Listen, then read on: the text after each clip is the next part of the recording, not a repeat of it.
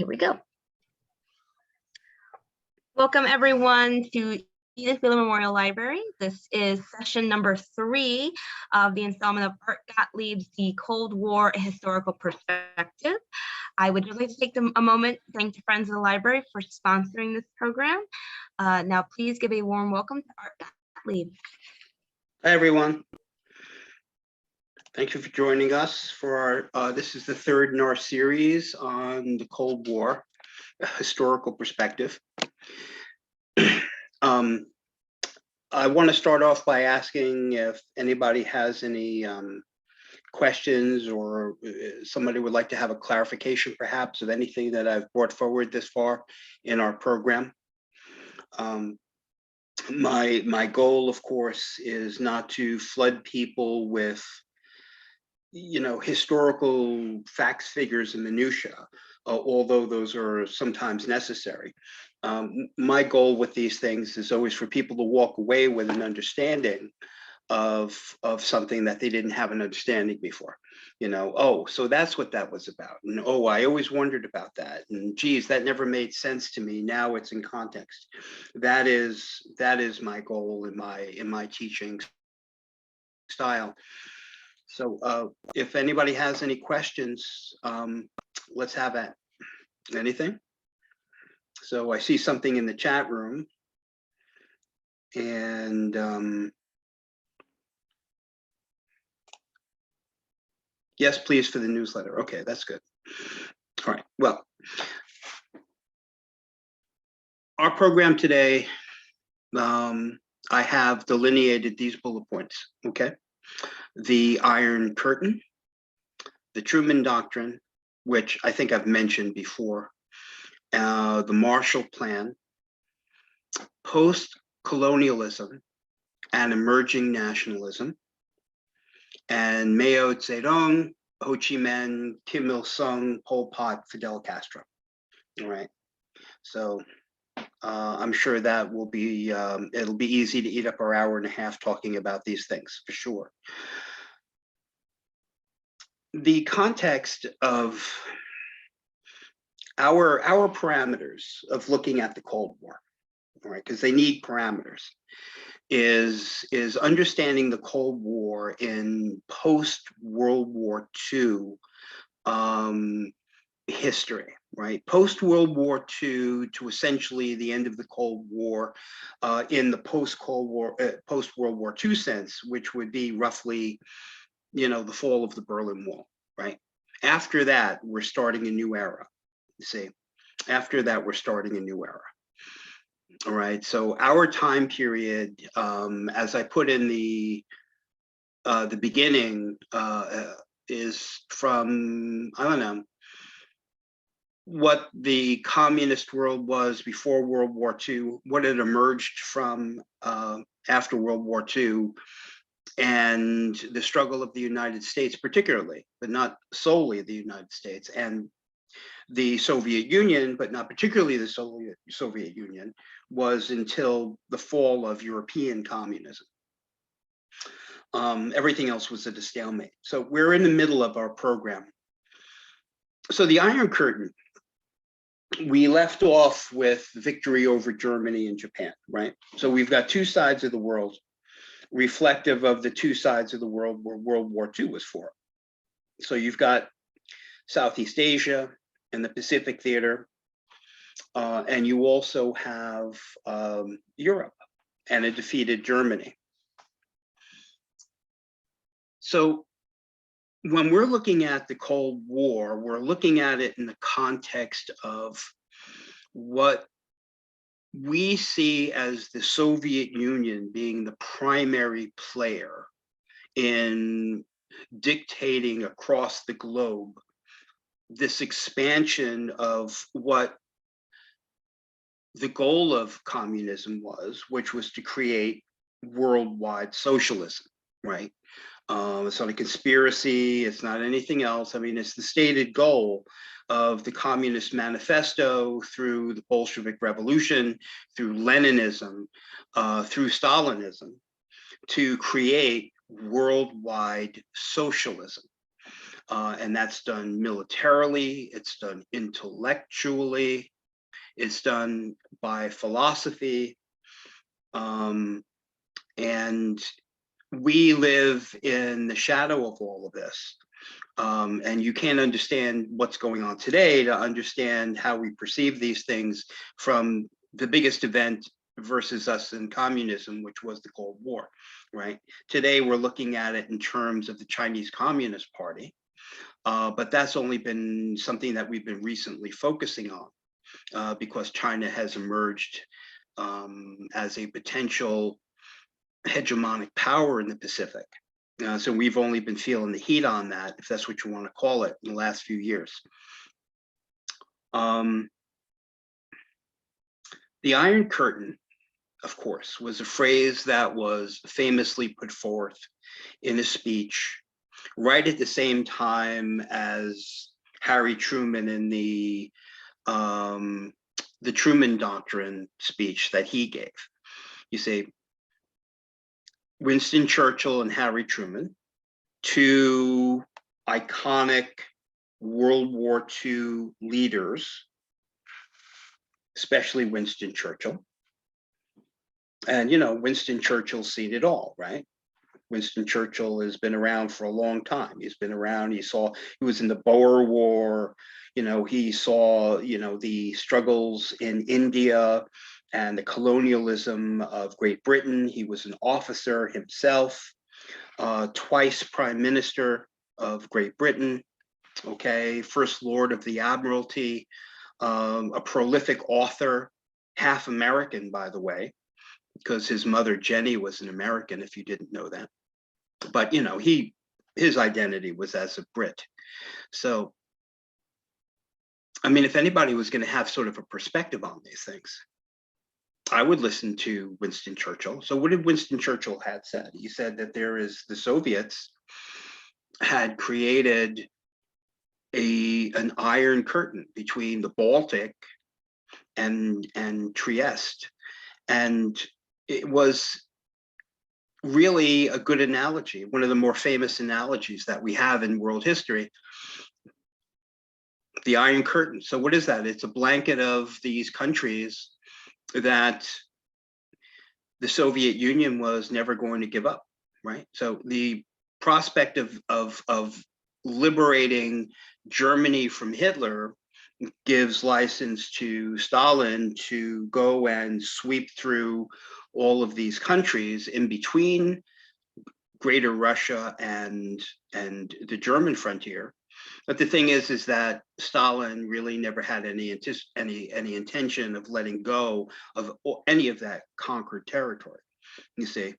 And that was something that you could look back and you can say that Franklin Delano Roosevelt was sort of duped by Stalin because they had all of these negotiations and these meetings of the big three between Churchill, FDR, and of course, Uncle Joe, that is Stalin. So, and Stalin was very poker faced, right? The nearest thing we have to Stalin these days is like a Vladimir Putin, very poker faced, very in my thinking that Stalin, like Putin, is like, you Western people are all idealistic idiots, and I'm just going to let you make concessions to me, and then I'm going to take what I want, you know.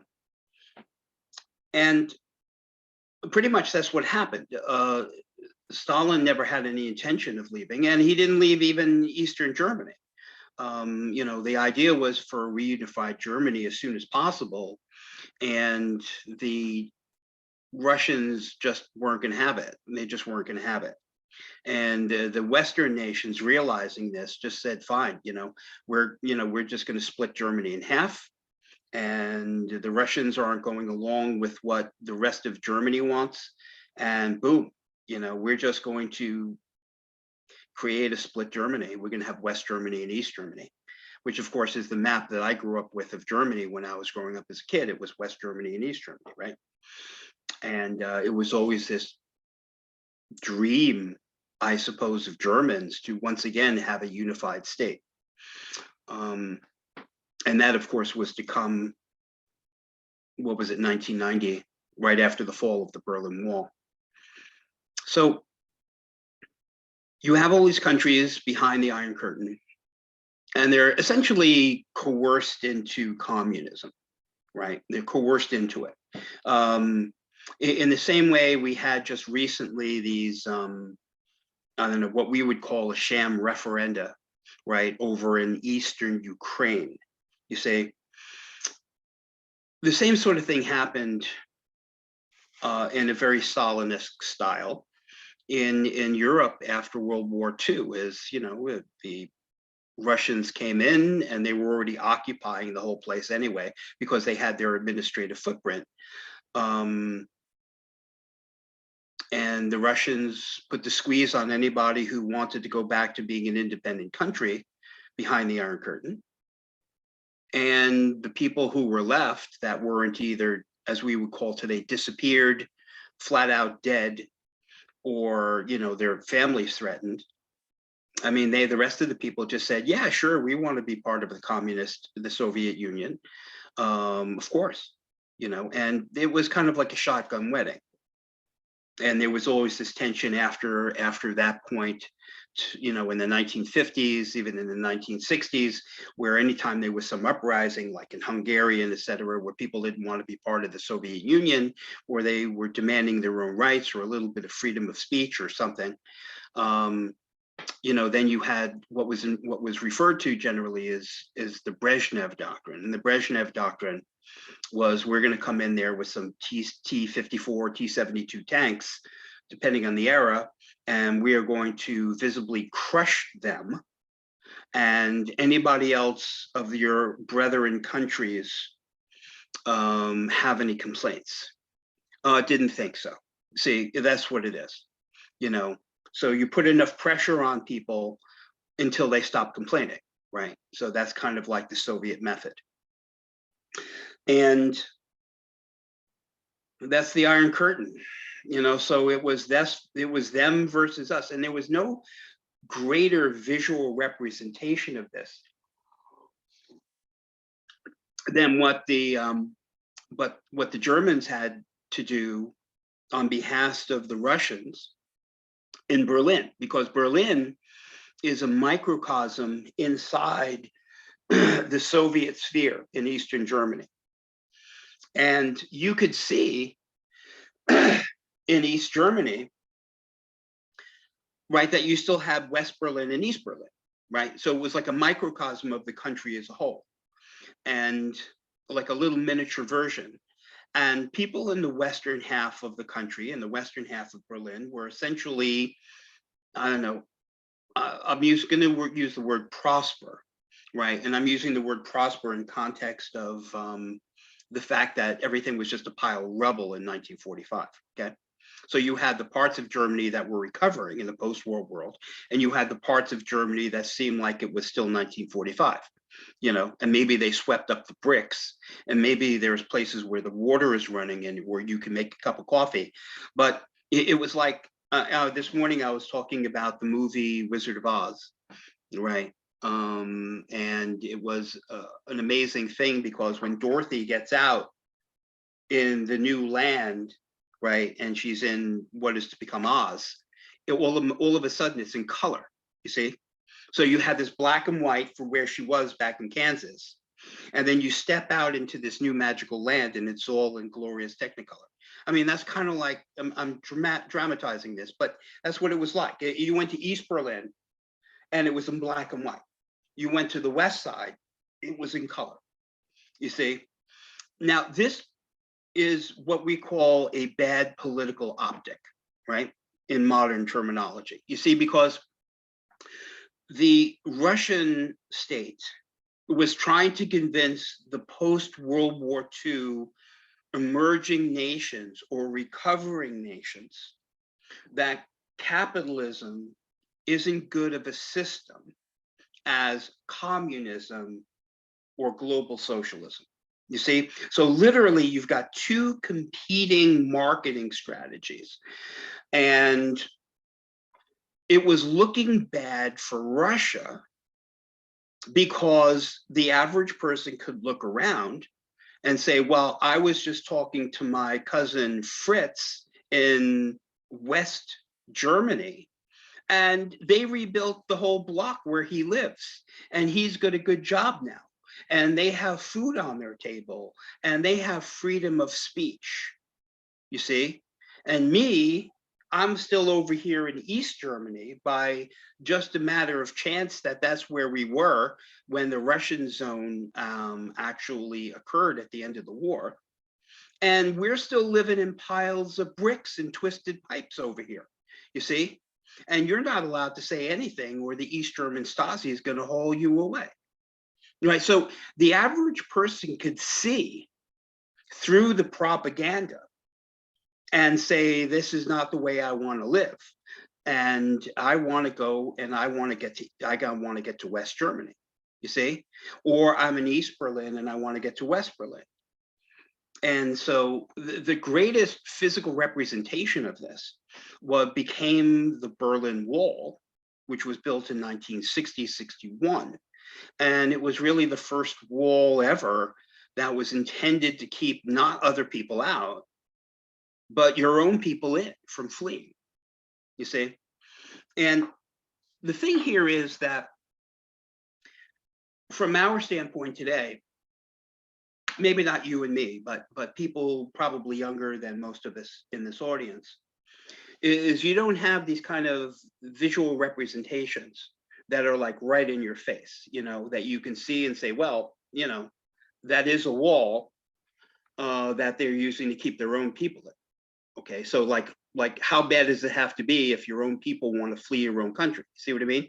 I mean, it's an inescapable fact to anyone who is still with an intact mind. You can propagandize that all you want, but if it's so great over there, why do they have to wall their own people in? And you can't get around it. You know, we don't have those representations today between this, that, and the other thing. So some of this is lost to history because you're not seeing it the way that it existed when I was young, and it was obviously right in front of me. See, the Berlin Wall lasted, of course, from 1961 in various forms until 1989, and we'll get to that later. So now we have the world really split into two zones, right? The whole world is split. The whole world is West Germany and East Germany now, you see? In a sense, in a philosophical sense, in an economic sense, in a foreign policy sense. Countries that were on continents, particularly Africa, I'm thinking, and other places in Southeast Asia, that had never really been free, right? So you have, you know, I'll give you an example in, I don't know, Africa, the Belgian Congo, right? Now, Africa was colonized from top to bottom by European nations before the war, right? This was already something that had happened and well on its way, and you know, before the First World War. And so there you have, after World War II, the thing is that, as I mentioned to you before, Great Britain is now bankrupt, see? And they're done. They're done. They're going to turn into, they've brought the Labour Party candidate Clement Attlee in, and it's kind of like, let's create, you know, a national health service, and let's take care of our own people, and let's make sure everybody has a pension, and we gotta focus in on ourselves. The United States now is going to take care of this whole umbrella of protecting the Western world. They have nuclear weapons, etc. And Great Britain sort of took their tail between their legs and moved to, I don't want to call it a second world status, but they did not have the status that they had before the war. The United States now had that status, you see? So Great Britain gave up its colonies, essentially, right? It gave up its colonies. It let India do its thing, fight it out with Pakistan. You know, the Commonwealth countries were really, you know, in their flag, of course, and they still had an allegiance to the Queen, but really it's like Canada was now a different country, you know, and so is Australia, and so is New Zealand, etc. India, of course, became an independent nation. The British mandated Palestine was another big deal, right? Because the British was given that as a zone to administer after World War I, right? British mandated Palestine, which was the former Ottoman Empire, right? And as a result of that, you wound up with the map being redrawn by Western nations, which is something that people who are indigenous of the Middle East resented as a Western imperialism, which technically it was. So you have things like Jordan and Iraq, which never existed before. So you have all of these other people from a different culture, from a different region, by virtue of the fact that the Ottoman Empire created a vacuum. Now they're in charge of us, and they're taking our oil. They're in control of our resources, right? They're letting all these Jews in here in the form of a place called Palestine on the Eastern Mediterranean to become Israel. And it was a millstone around their neck, but at the same time, they had the resource of all of that oil, right? That becomes the seeds of a lot of other things later on. And in Southeast Asia, you have countries like, I don't know, take Korea as a good example. Right? I mean, was Korea like its own thriving country before World War II? And then the Japanese walked in, and now that the Japanese have been defeated, they just have to pop back into being Korea? No, this is a good example, Korea, because Korea was a country that actually was forcibly annexed by Japan in the years between 1905 and 1910. You see? So Korea never really had in the modern age its own independence. You see, the Japanese had emerged.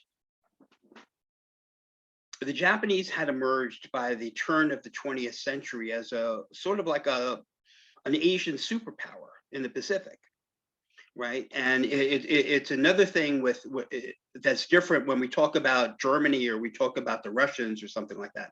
We're talking about white people that look like us, right? Generally speaking, right? It's just sort of like cultural similarities.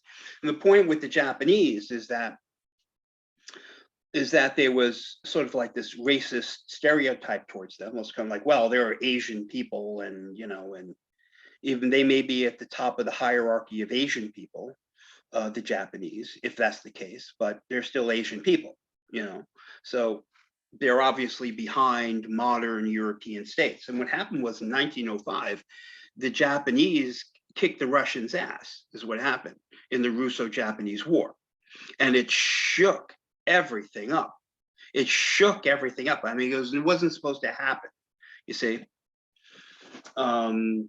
And actually, we had a part in that happening inadvertently, right? This is how history works. Is fascinating stuff. We arrived off the coast of Japan in 1853, the United States of America, right, with the small little squadron of ships under one Commodore Matthew Perry. You see. And this was the 1853 version of our modern Navy warships, right? So they're made out of wood. And yet at the same time, they've got smokestacks because they're actually steamships now, right? And they're painted black. They're very ominous looking. And the guns all over the place, that sort of thing. And the Japanese, who were still living in practically like this samurai sort of feudal society, they were looking out there, and they had really no choice but to do what we asked them to do, which was to open their trade ports and their products to us. You see, we wanted to have an exclusive in Japan. We went to Japan because China had already been carved up in the way that Africa had been carved up. You see, we wanted something, a little more virginal. And our expansion was always west, right? The United States, because of our own heritage, we had arrived from the east, right, during pre-colonial days. And then we went, of course, out from the colonies, past the Appalachians into the Ohio Valley and into Midwest, via the Louisiana Purchase and other things, and then the Mexican-American War, et cetera, which gave us the Southwest, right? And then from then we went to Hawaii. And then our eyes were always west, as part of the heritage and the lineage of the United States to always be moving west, you see? And so Japan was, sort of like a logical spot. 1853. The Japanese were actually shaken up by this. They were pretty shaken up by our visit by Matthew Perry. And what they did was they turned around and they said, we need to move into some kind of a restoration in our society to bring these different feudal states together and create like some kind of a government and have money where we can go and we can buy a modern navy and learn how to build a modern army.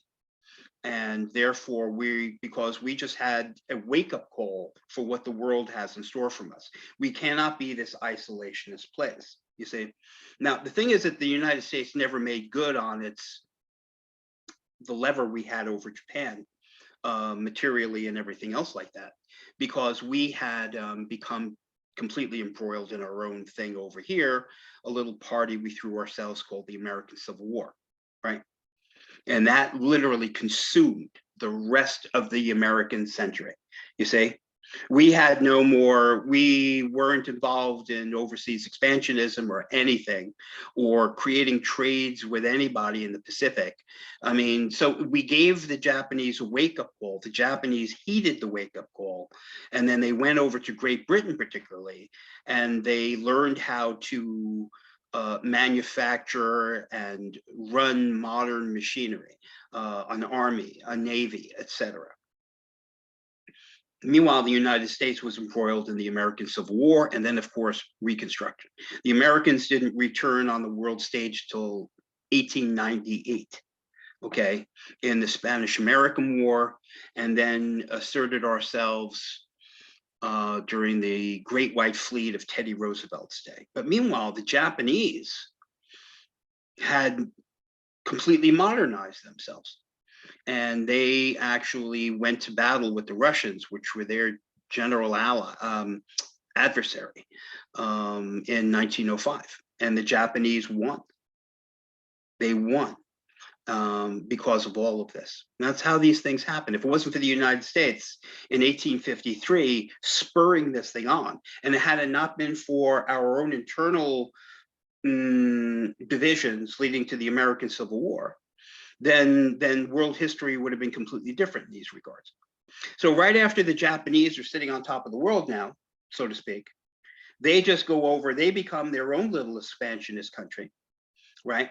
And they decide that they're going to be like, I don't know, the Great Britain of the Far East, and they start grabbing stuff up, right? Because they're, after all, in the same way that the Nazis were the superior white people, the Japanese considered themselves to be the superior Asian people, see? And they just took Korea. They just took it, right? They just annexed the whole place. You see, so my point into what led me into this was that Korea had never been a modern state with its own government. It was always just an occupied state by Japan, right, in modern times. So after World War II was over, there was a vacuum in Korea, right? In the same way there was a vacuum in the Ottoman Empire after the fall of the Ottoman Empire, you see? And somebody's going to fill the vacuum. Now, because the United States of America was victorious in September of 1945 in the Pacific.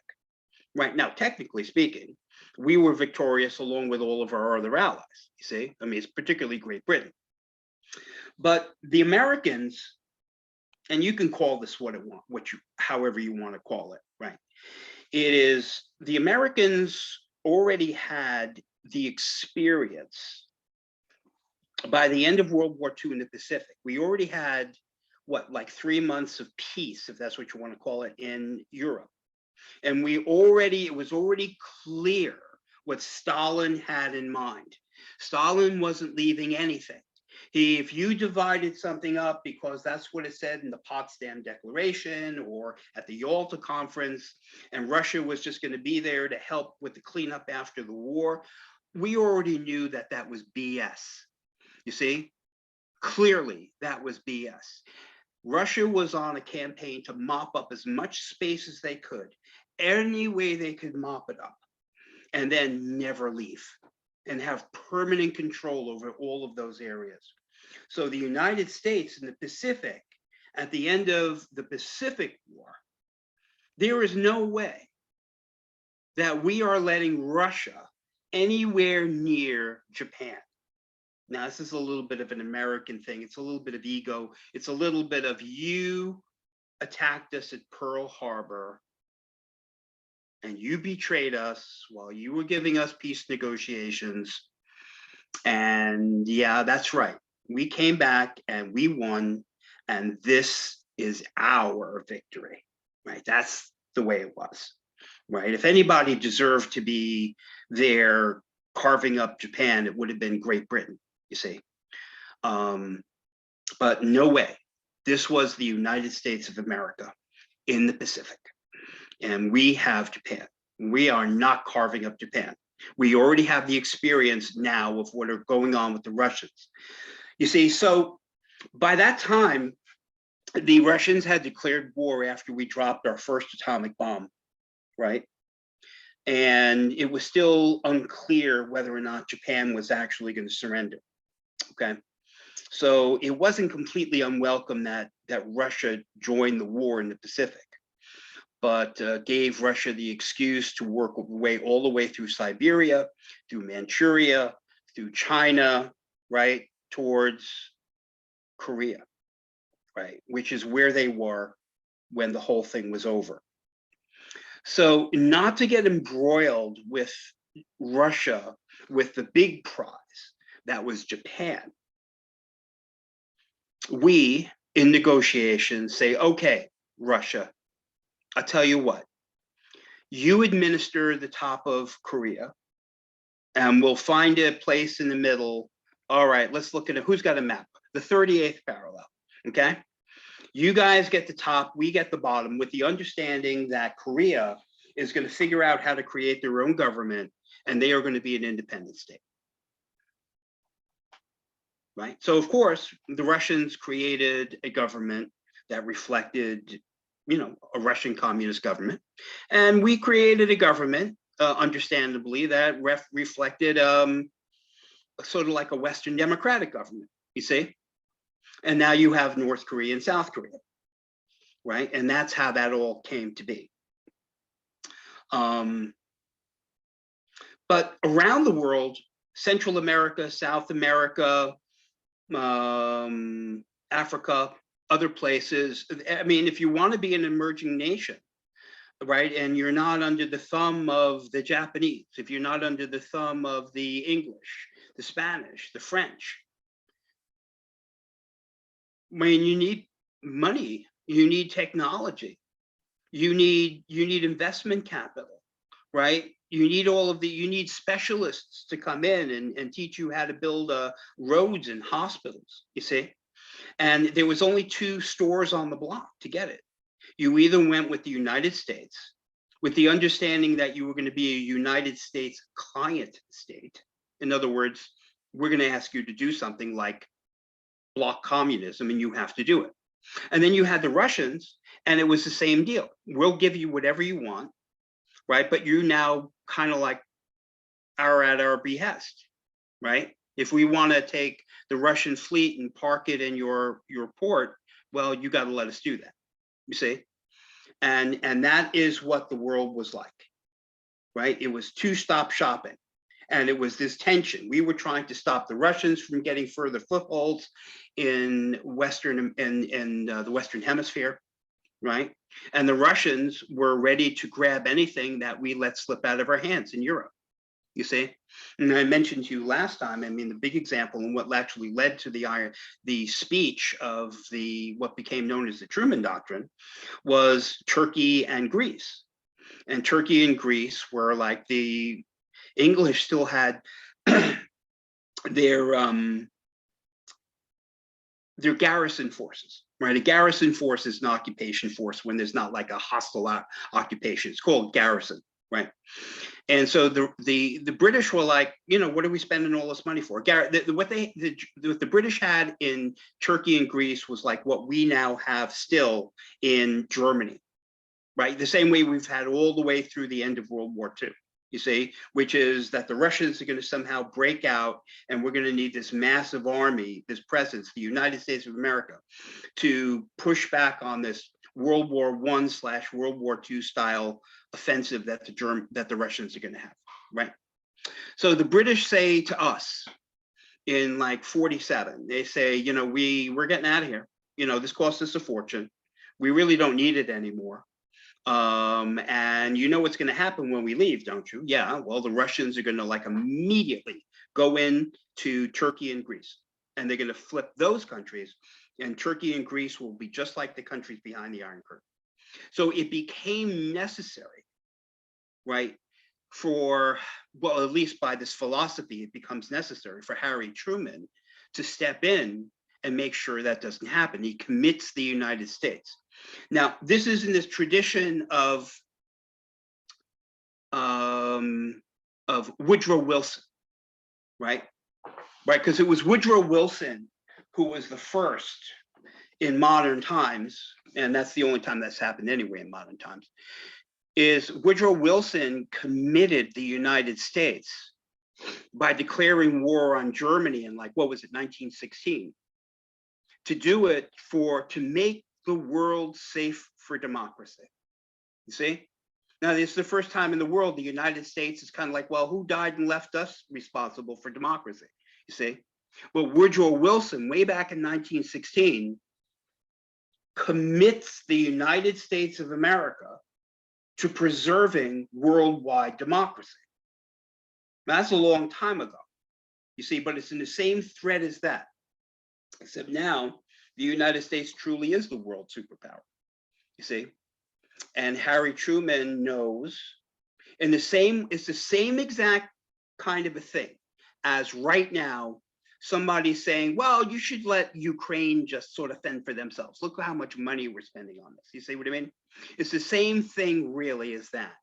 I mean, you really can't do it with whether you think we should be spending more money here on ourselves, or, you know, geez, we're like $31 trillion in debt and how are we going to pay for that? At the same time, you can't let Vladimir Putin have the Ukraine. You see what I mean? So we're going to keep pouring money into that. So I understand it. And certainly, I mean, the Russians certainly had this big specter over the world. It seemed like they were unstoppable themselves. The Russians had emerged as the other superpower at the end of World War II, right? Now, so we can't very well let the Russians have Turkey and Greece. I mean, after all, I mean, think about this for a second.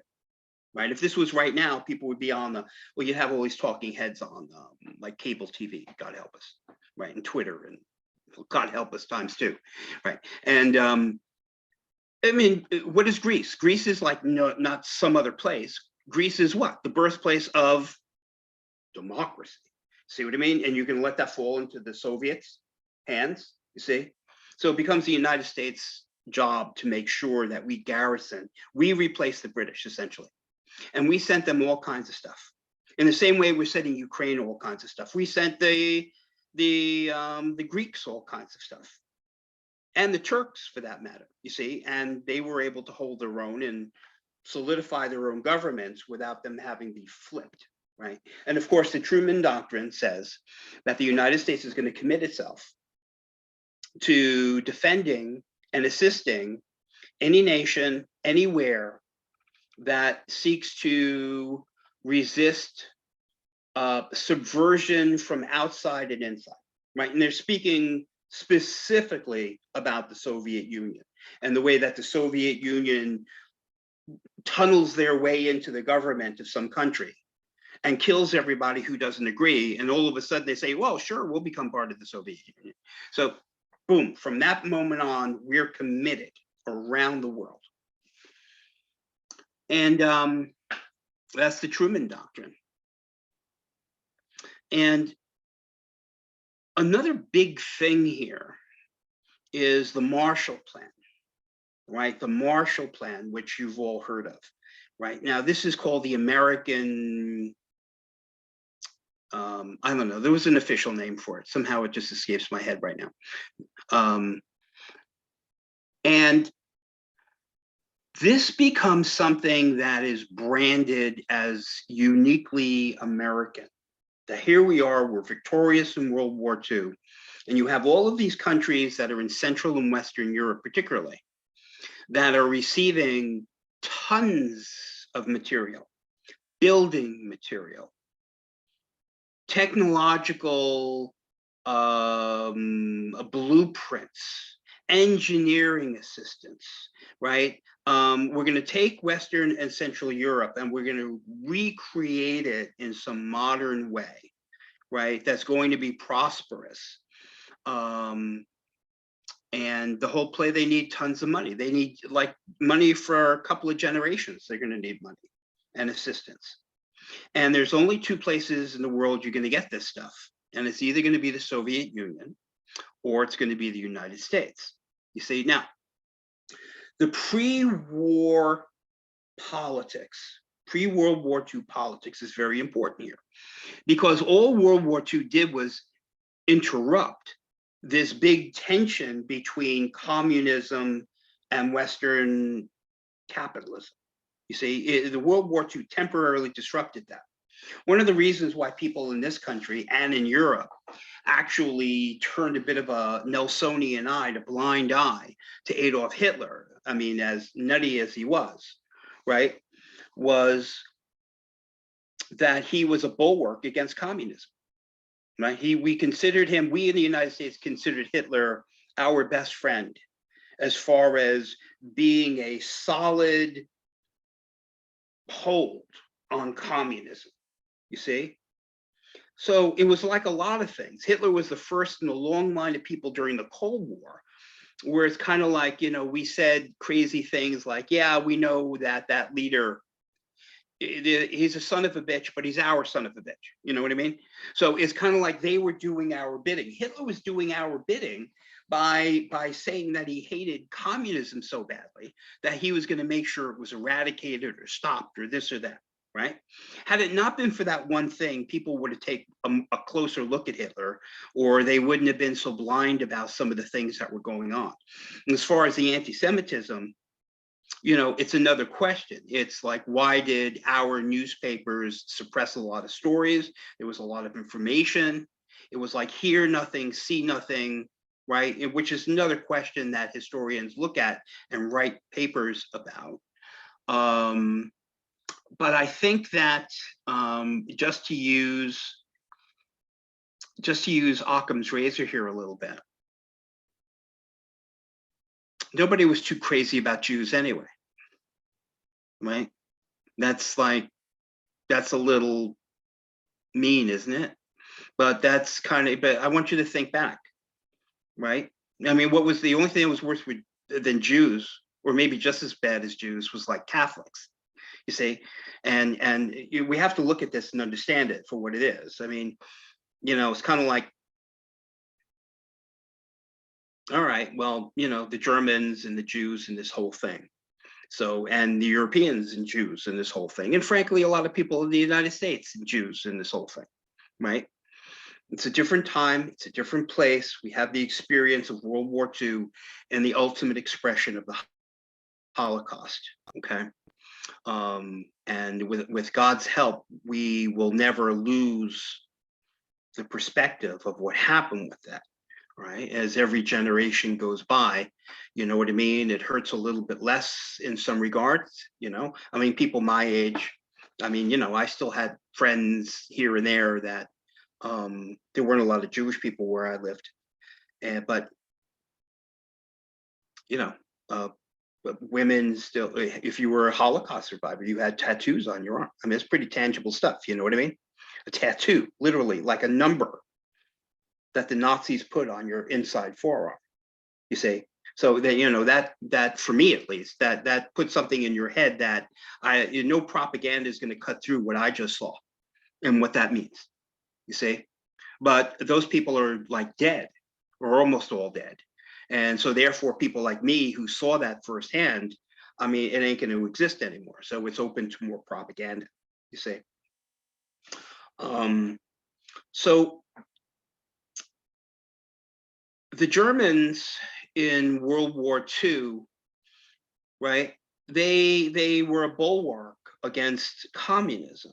And communism was something that was, I mean, the big party that was running against the Nazis was the Communist Party. You see, the Great Depression in our country had put Germany in a Great Depression. The stock market crashed in 1929. Subsequently, the Great Depression, right? There's no credit, there's no money, there's no nothing, which immediately put Germany into a financial crisis. And the reason for that is because Germany was spending at deficit levels. In other words, taking on credit that they didn't have the money to pay back because of the end of World War I and the Treaty of Versailles, which put Germany at the sole cause of the war, World War I, meaning that they have to pay massive reparations, particularly to France. And where do you think that Germany was getting that money? Okay, to pay France. Well, they were getting it from our banks, and they were getting it from exporting whatever products they had to the United States. So when our economy crashed and our credit stopped, Germany's credit dried up immediately, and their export products dried up immediately. And they immediately went into a nosedive, you see? And now you have an emergency, right? It's an emergency in Germany. And so therefore, it is ripe for people who are the propagandists, for people who are looking to take advantage of a situation politically. It is ripe, right?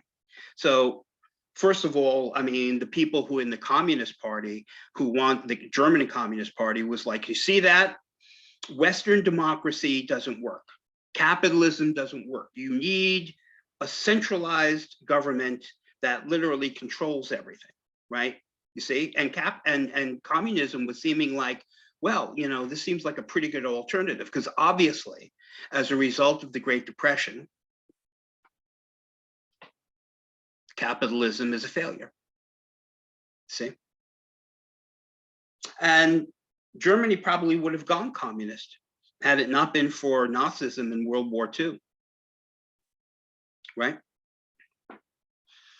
So there was this tension in Germany and in Europe, particularly France, about we should just all become socialists, right? Communist/socialists. You see, all of that was there before the war. After World War II, that came back full force. You see, the French underground was essentially a communist movement, right? The people who were there fighting in the French underground hated the Nazis because they were communists and they wanted to use World War II. And I'm not putting a nefarious thing on this. The French underground were obviously brave, right? And anybody who's fighting Nazis has my vote, you know what I mean? So, but the French underground were hoping that as the Germans were gone, that they were emerge and France could become a communist country, you see, or at least a socialist country, right? See, so all of that was there well before World War II. Now, the pressure that's put on Western Europe with the Marshall Plan is this. The United States has maximum influence now, right, over France, England, Belgium, Luxembourg, Holland, particularly, West Germany, obviously, right? And so many other places.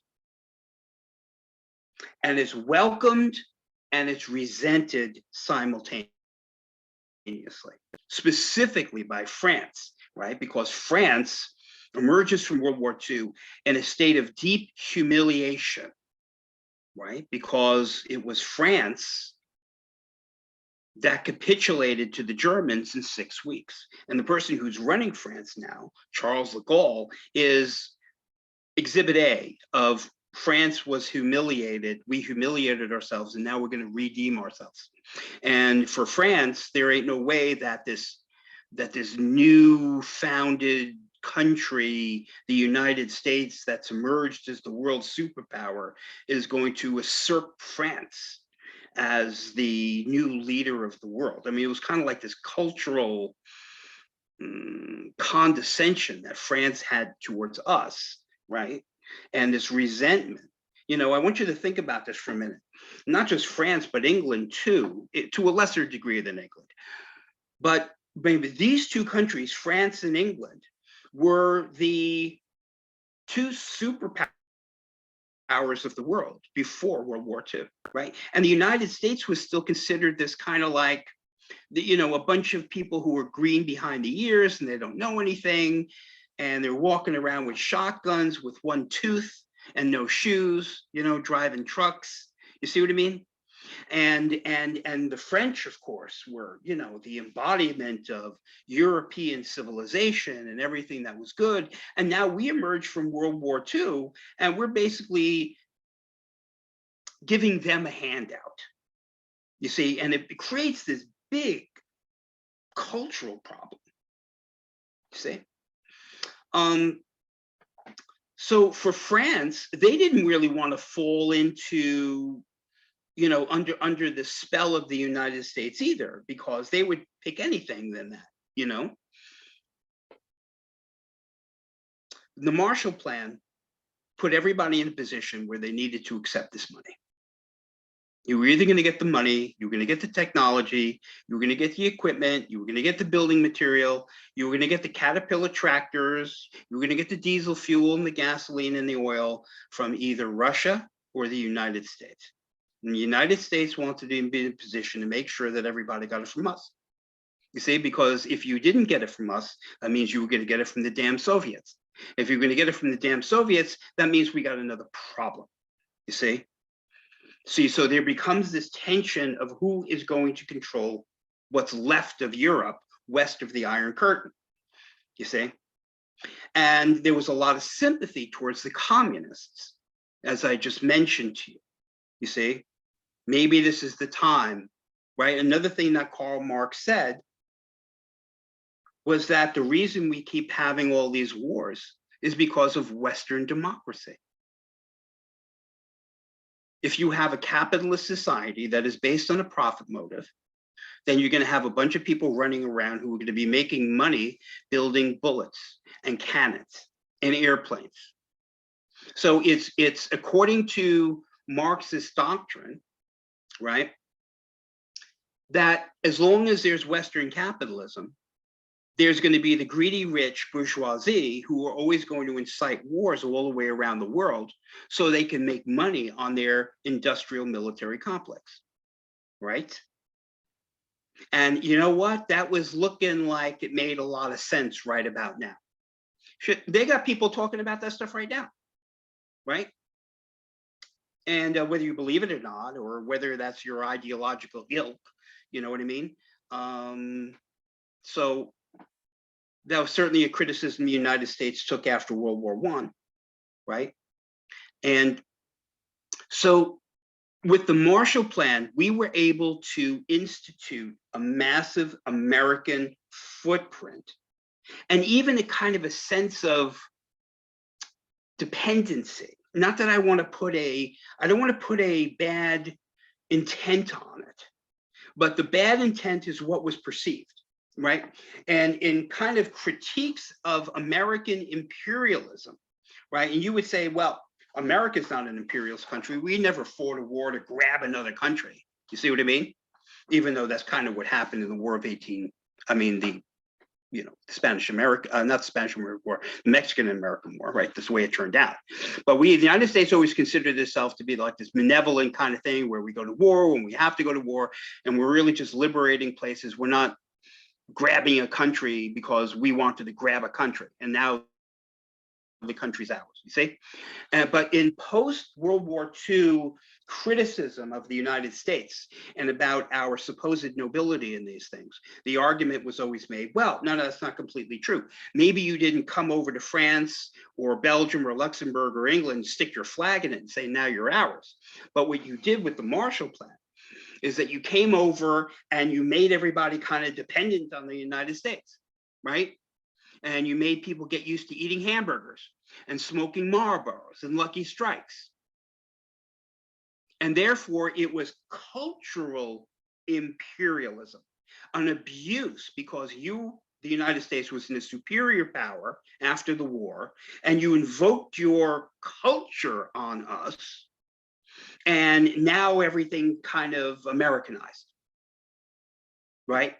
And you did that because you wanted to control us and you wanted to have influence on us, and you destroyed our culture. It was kind of like, I don't know, it was kind of like, making Native Americans learn English. Okay. See? And so it's important to understand how academics actually see this period of time in our own self-criticism, right? Academics mostly. See, so in other words, when we say that, oh no, the United States is a moral country and we didn't fight World War II so we could own Japan or we can own France or anything else like that.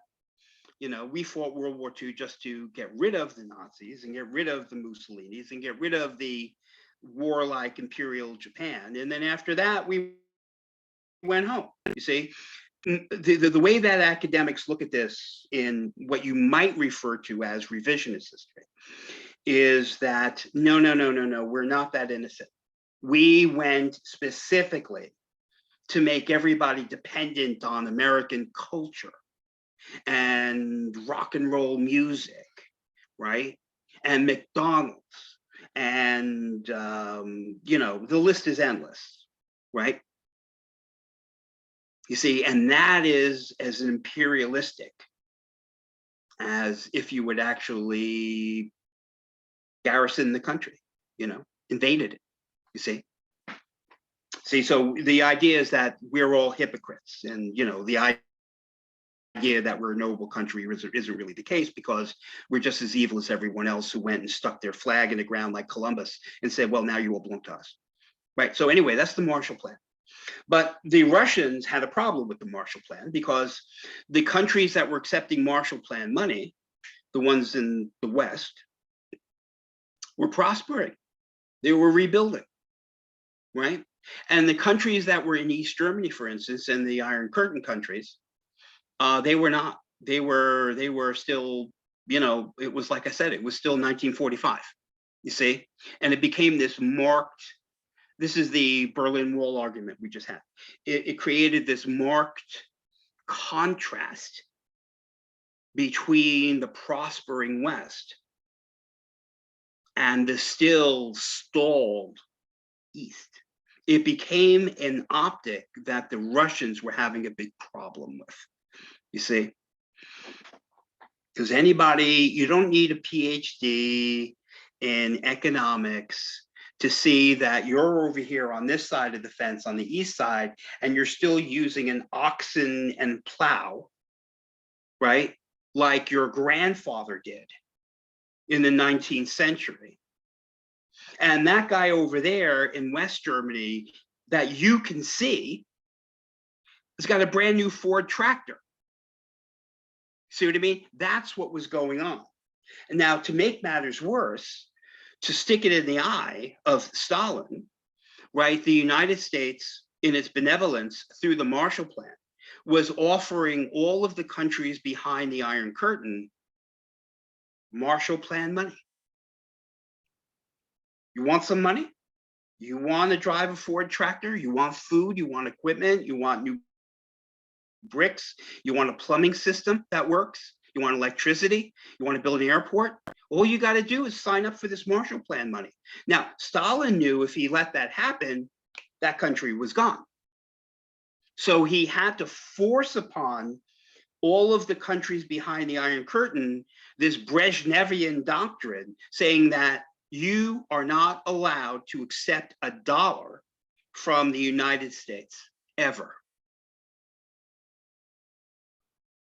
And that's why you wind this big split. You see? The biggest problems that we were having over here in our own hemisphere was that of, we have this thing called the Monroe Doctrine, right? Which was kind of like, a little over the top. It's very ballsy. In 1820, essentially the United States, barely 50 years after we like emerged from the Declaration of Independence, we're like, you know what, all you Europeans, stay the hell over there. This whole thing's ours now, right? I mean, the whole thing, right? From like the Arctic Circle down to, right, down to like the tip, down to Argentina. You see, anybody who's got some kind of a military beef or wants to do something big economically over here, that's a European country, you got to talk to us, the United States, right?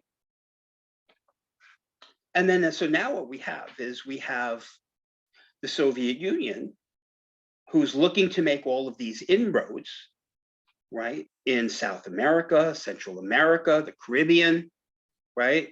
And you know where that wound up, and everything else. And can we get a foothold in the Americas? And the United States now, I mean, we actually created this thing that which was to become the CIA, where we were doing all of these counterintelligence operations, right? Where what we were doing was we were following what the Soviets were doing. And we were going to screw the Soviets before the Soviets could screw us, right? And this becomes this whole, this is like real James Bond stuff, okay? And in Central America, South America, there was a particular inroad for the Soviets because the Latin peoples in those regions hated our guts, right? Because of the influence we had over the continent, because of the Monroe Doctrine, you see? So wouldn't this be a great time to not only get a whole bunch of money from the Soviet Union, but to stick it in the eye of the Americans while we're at it? Which is exactly what happened with Fidel Castro, you see? And Castro is a big hero.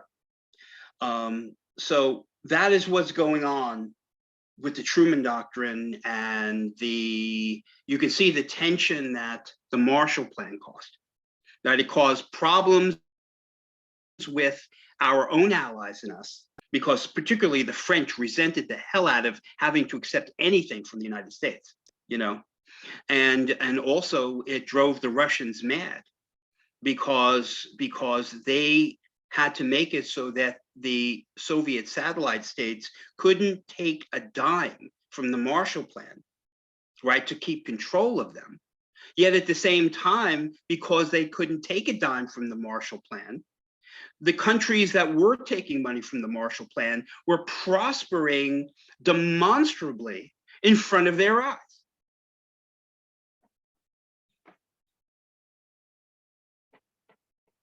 And this is just in Europe. And I told you, some of the stuff that was going on in Central America, South America also, right?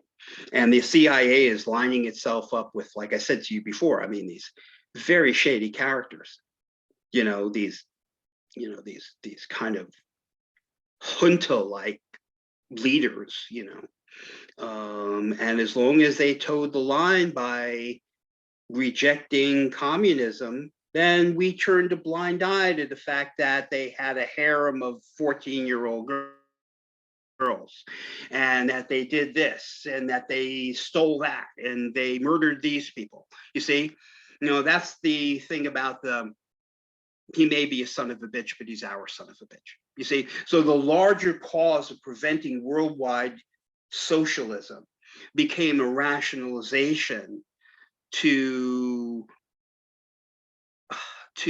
tolerate certain people that were going to toe the line on what our biggest priority was, which was stopping communism via the Truman Doctrine, you see.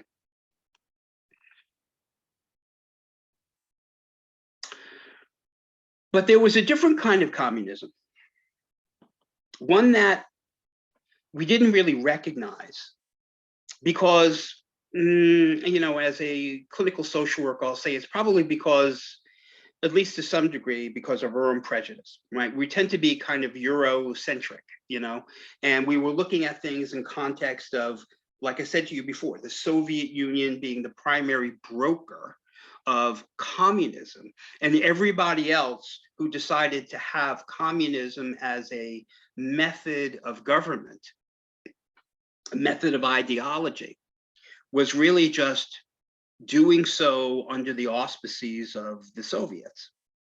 But this was not true. It wasn't true, but we didn't recognize it as not true.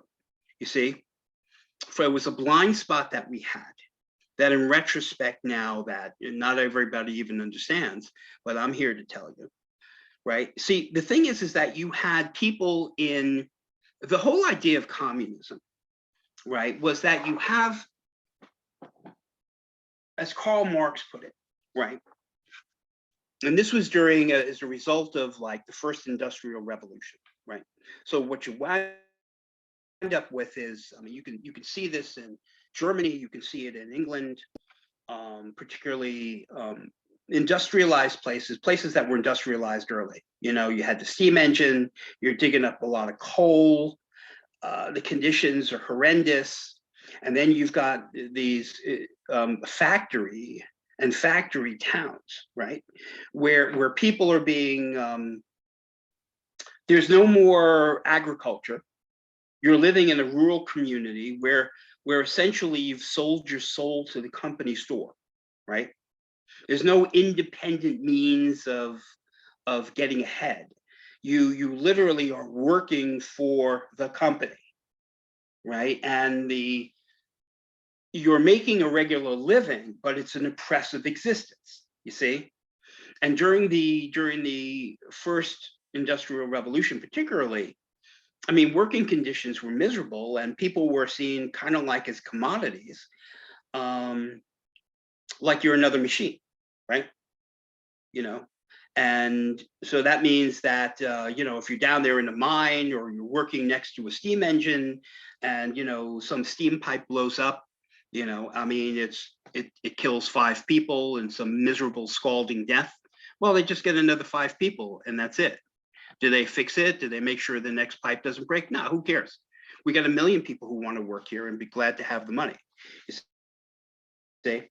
So you have culturally, and this is why the communists and the Communist Manifesto has still this very intriguing attraction to people who feel themselves philosophically intellectual.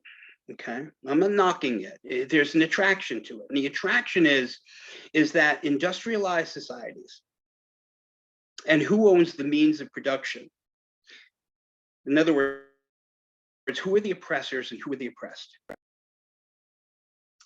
It is an exploitation to the common working person, right? Because the common working person doesn't have a choice anymore. They have to go and they have to work. They have to go and they have to work in whatever conditions are imposed upon them. And it is inherently dehumanizing. It's dehumanizing because before the Industrial Revolution, if somebody was going to build, I don't know, a buggy to be pulled by a horse, right? You had craftsmen in this like European style, right? You had this, you know, this guy named Giuseppe, you know, and he's wearing these corduroy pants, and Giuseppe he's got a woodworking tool that his grandfather made, and he's carefully shaping these pieces of wood, and he's taking this personal pride in the object that he's making, you see, and he sticks with it. And maybe you've got 1 or 2 other people that are specialists there, but no more. The other guy's a leather worker, and he's making this beautiful upholstery for this wagon, right? So you're walking away with a finished product that the human spirit has been nurtured because you have pride of craftsmanship. You see, it's a brand, it's a legacy, it's a tradition, it's a culture, right? So now when the Industrial Revolution comes in, people are just widgets. They're just widgets. Like I said to you, you get blown up next to a machine, who cares? You see what I mean? And it's your job to take this nut over here and screw it on this thing. And that's your only job, right? And then the next one comes along. And this, of course, is manifested to its full extent in Henry Ford's assembly line, okay? Which is not a good way to describe it, but only in the context of what I'm talking about, right? Because Henry Ford also made it possible for the average person who was building his car to be able to afford his car, right? Which is another story. Now, but the point is with communism is kind of like, look how the average person, their life has been cheapened, their life has been exploited, their essence has been eaten from them, because the person who comes in to do a good job is now not even a human being anymore. They have no pride. They have no, their skill isn't appreciated. The boss now is in complete control of them. The boss is getting rich. Are the workers getting raises? No, the boss is getting richer, you see? So this is the proletariat and the bourgeoisie, you see? And you can take that and you can apply it to a million things, right? It is essentially a class struggle, class exploitation, one side protecting itself against for the avaricious other, right? And because the original Communist Manifesto was talking about the dignity of the worker, there's a sense of nobility about this, you see? Well, we should do this because it's about the people. It's about it's about the dignity of work. It's about the quality of life. So if everything gets turned into a socialist society via communism, then everybody's going to have dignity, and there's going to be no more fighting because people aren't climbing on top of each other's heads trying to get to the next better car or the next better thing. Everyone's going to be issued one, so there's going to be no jealousy, you see. Now, the thing is with communism is it kind of it discounts the human condition. It is so controlling from the top that it just says, well, if we wanted you to have jealousy, we would have issued you jealousy from the government. You see what I mean? So everybody is supposed to be, it's the opposite philosophically of what it's claimed to be. It says it's supposed to give you back your individuality and your dignity. But in order to do that, we have to take away your individuality and your ability to think for yourself. And then we'll issue you this straight thing across the board. Now, meanwhile, as it's turned out, communism always wound up with an elite class at the top who considered that they were always doing so much benevolent work on behalf of the masses that they deserve to be treated specially, you see. And these are some of the threads that we even have through our own politics today, and what makes people angry and what aspirations are. I mean, it is a straight line right to right now, because we also are this industrialized society that people are saying are being exploited, or there are those who have and who have not, and there are those who are in the means of production, who own the means of production, that are exploiting those who are the innocent proletariats. We have this going on right now, and it's a direct thread to what I'm talking about. So, but outside of the European sphere, which tended to be more philosophical, right? You have other countries in Southeast Asia, particularly. China is the biggest example, Vietnam, to use the two biggest examples that make sense in the context of what we're doing. Now, as I said to you before, like Korea was not even its own country anymore after like 1905, right? China was like the same thing. China was like eaten up by European imperialistic countries early on, right? That's why I told you the story about Matthew Perry and why the United States went to Japan, right? Instead of China. So if you were a Chinese in, I don't know, 1920, and you looked around and you said to yourself, how is it that China was at the head of the world technological revolution before any European nation? And now here we are, and we're subject to be completely treated as third world citizens in China by the Europeans. You know what? That makes me angry. You see? And there were people in China who actually went and they wanted to go to Europe and they wanted to become educated and they wanted to actually become intellectual because they wanted to go back to China and they wanted to create a modern country that was going to put China back on the map and in charge. You see? Now, there's two people who come to mind regarding this. One from China, right, who of course is the person we know as Mao Zedong. The second is one from Vietnam, for the same exact reasons, for the same kind of exploitation, for the same kind of reaction to colonial imperialism, this time specifically at the hands of the French, right? And of course, who was that? Ho Chi Minh.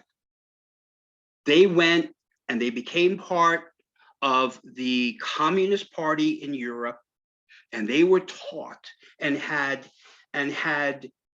classical education, and just as smart as anybody else.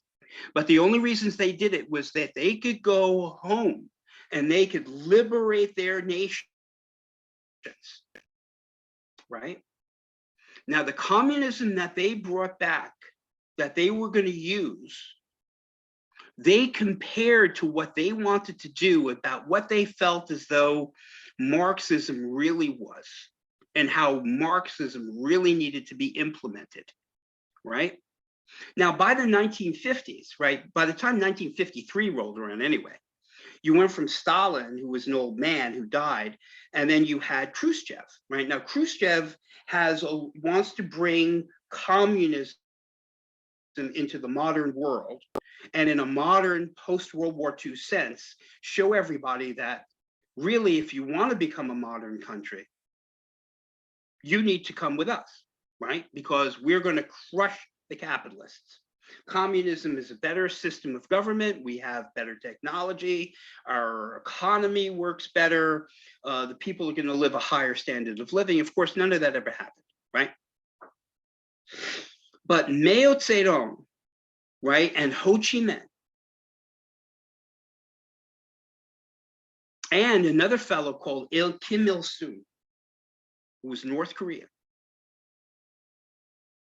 they were going to bring to the three respective countries of China, Vietnam, and Korea real communism.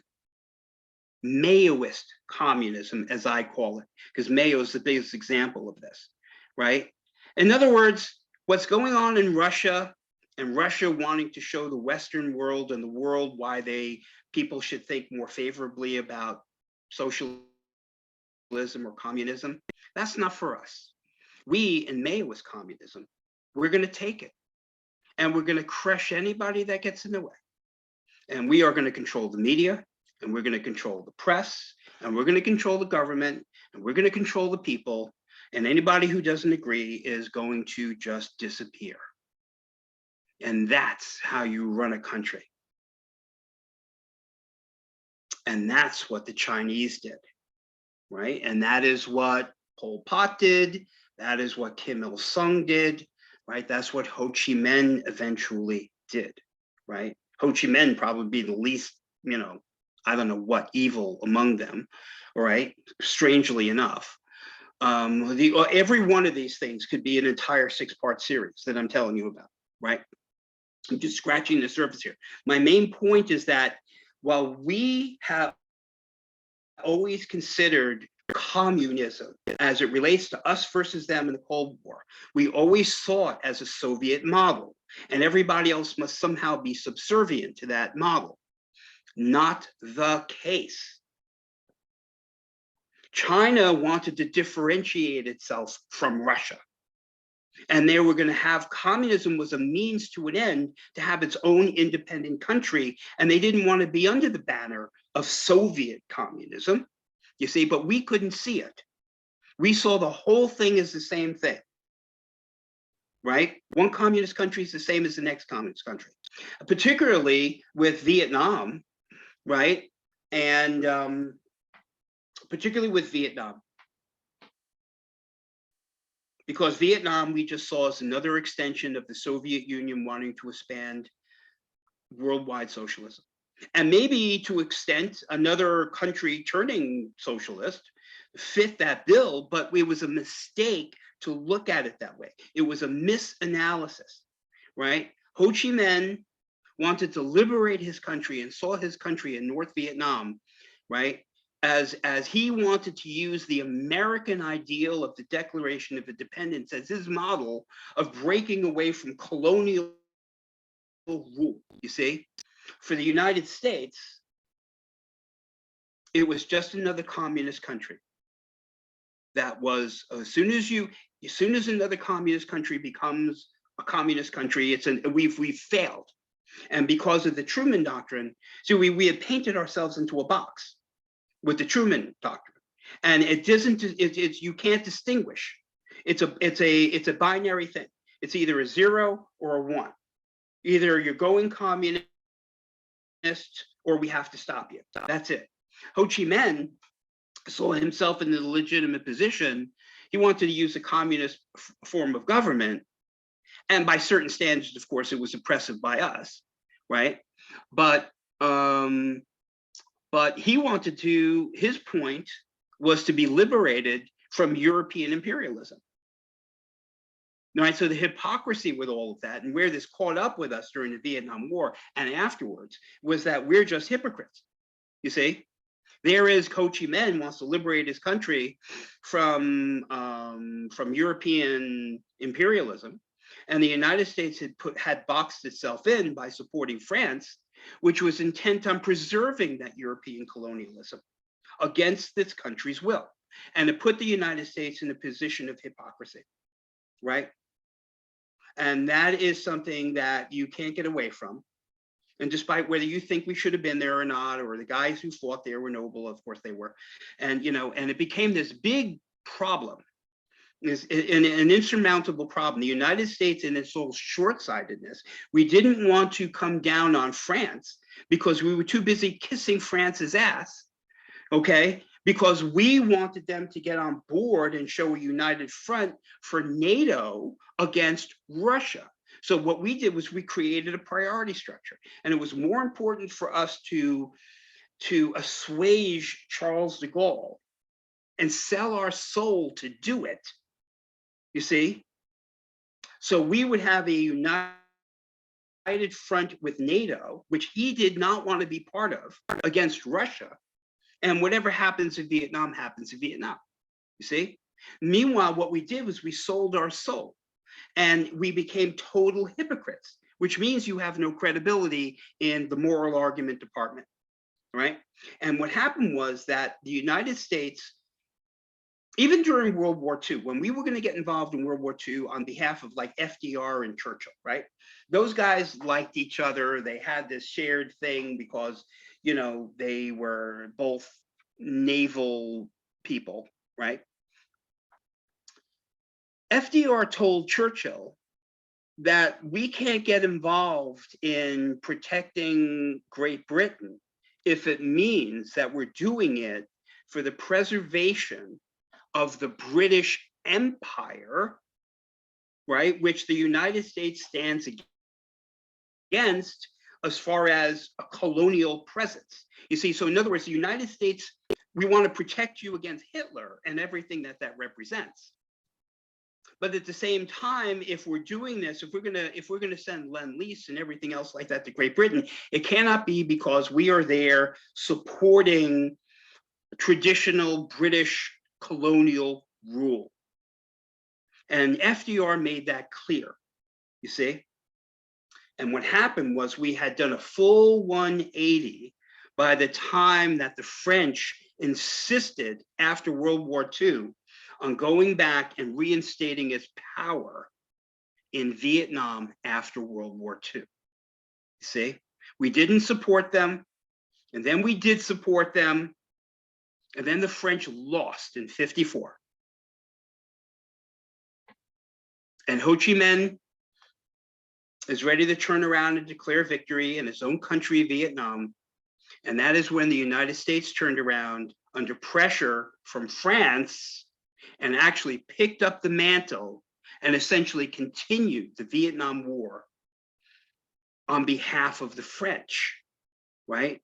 Under our new banner of the Truman Doctrine, saying we need to protect South Vietnam to prevent the whole country going communist. You see? So Ho Chi Minh, who was hoping we were going to be his ally, he saw himself completely betrayed by the United States of America. The United States of America did something it never did before, which is actually now supporting European colonialism against a people that don't want the colonial power there. And at that moment, we became complete hypocrites. And that was something that was to dog us completely, right, through the entire thing. We did an entire program on Vietnam at Edith Wheeler. You know, this is something I talked to in extensively. But the communists were brutal in Southeast Asia. They did not want to have communism light. And in a sense, you know, this is highly paradoxical, and there are things that conflict with each other that exist in the same space, okay?